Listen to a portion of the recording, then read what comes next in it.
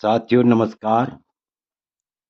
आज का वीडियो का मुख्य विषय है कि हम चर्चा करेंगे कि फल दीपिका ज्योतिष के अनमोल ग्रंथ फल दीपिका के अनुसार धनेश बृहस्पति का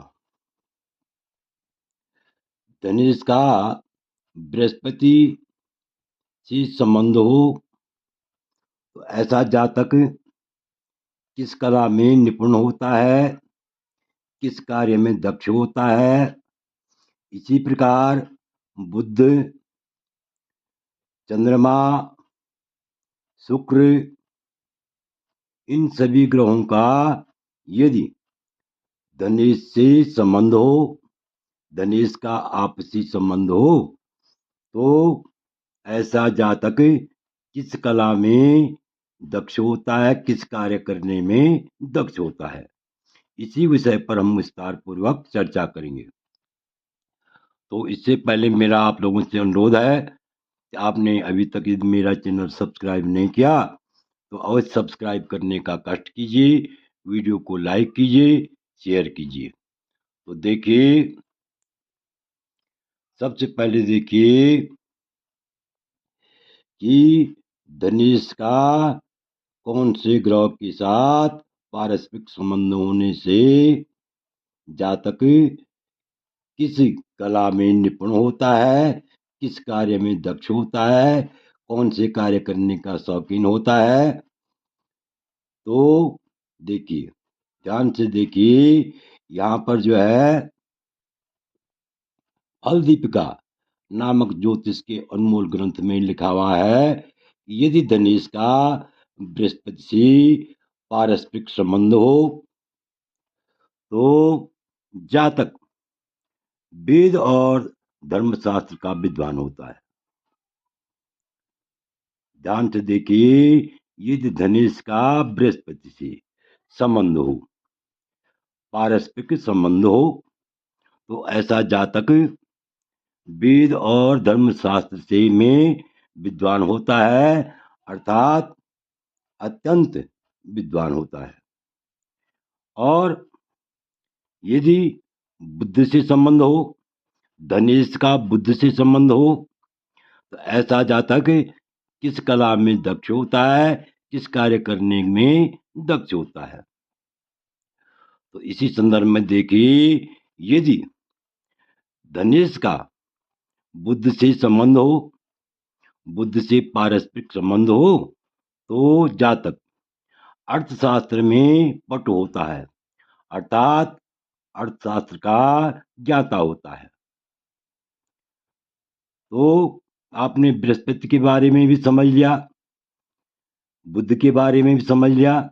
अब आगे देखिए, यदि शुक्र से संबंध हो, यदि धनेश का जन्म कुंडली में शुक्र से संबंध हो, पारस्परिक संबंध हो, तो ऐसा जातक श्रृंगार संबंधी शास्त्र में, साहित्य में, काम शास्त्र में अत्यंत निपुण होता है। तो ध्यान से देखिए, यदि धनेश का शुक्र से पारस्परिक संबंध हो, ऐसा जातक श्रृंगार संबंधी शास्त्र में दक्ष होता है, साहित्य कला में दक्ष होता है और काम शास्त्र में निपुण होता है, काम शास्त्र का ज्ञाता होता है। आगे देखिए, यदि धनेश का चंद्रमा से संबंध हो, अर्थात धनेश चंद्रमा का द्वितीय से संबंध हो, तो वह किसी किसी कला में कुशल होता है। मतलब अधिकांश कलाओं में क्या होता है, वह दक्ष होता है। आगे देखिए, यदि धनेश का संबंध मंगल से हो, धनेश का पारस्परिक संबंध मंगल से हो, तो ऐसा जातक क्रूर कलाओं में विद्वान होता है, क्रूर कलाओं में दक्ष होता है और ऐसा जातक चुगलखोर भी होता है, दूसरों की चुगली करने वाला होता है। इसी प्रकार आगे देखिए, यदि राहु का संबंध होता है, धनेश से राहु का संबंध होता है, पारस्परिक संबंध होता है, तो यदि राहु का द्वितीय स्थान में स्थित हो, यदि राहु क्या हो, द्वितीय स्थान में स्थित हो या द्वितीय के साथ हो, तो ऐसा जातक स्पष्ट उच्चारण न करने वाला, यानी किसी भी उच्चारण को स्पष्ट नहीं कर पाता है। यदि द्वितीय केतु द्वितीय स्थान में हो, तो ऐसा जातक हकलाता है या असत्य वचन बोलने वाला होता है।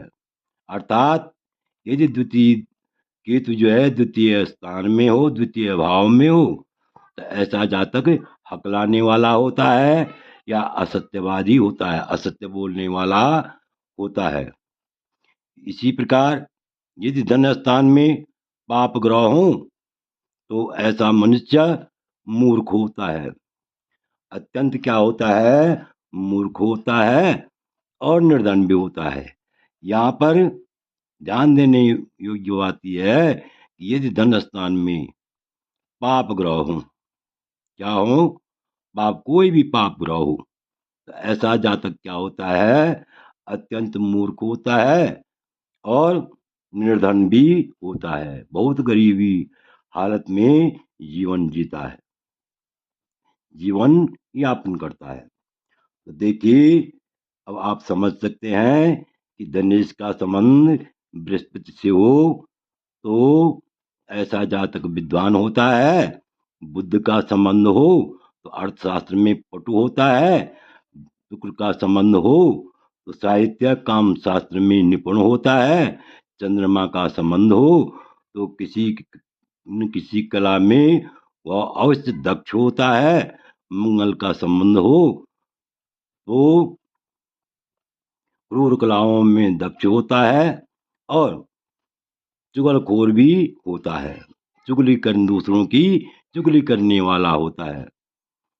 और यदि राहु स्थित हो या द्वितीय के साथ हो, तो ऐसा जातक यानी स्पष्ट उच्चारण नहीं कर पाता है, किसी भी शब्द का स्पष्ट उच्चारण करने वाला नहीं होता है और केतु के होने से वह हकलाता है और असत्य बोलने वाला होता है या तो असत्यवादी होता है। और यदि धन स्थान में पाप ग्रह बैठे हुए हों, तो ऐसा मनुष्य अत्यंत निर्धन होता है। तो आशा है कि आप इस वीडियो को भली बात समझ गए होंगे। आपसे अनुरोध है कि यदि आपने अभी तक मेरा चैनल सब्सक्राइब नहीं किया, तो अवश्य सब्सक्राइब करने का कष्ट कीजिए, वीडियो को लाइक कीजिए, शेयर कीजिए। विशेषकर मैं उन लोगों का, उन सज्जनों का अत्यंत आभारी हूँ जो मेरे वीडियो को नियमित रूप से देख रहे हैं। पुनः एक बार जिन लोगों ने मेरा चैनल सब्सक्राइब किया, तो उन लोगों का, उन सज्जनों का मैं बहुत बहुत धन्यवाद करता हूँ। वीडियो देखने के लिए बहुत बहुत धन्यवाद।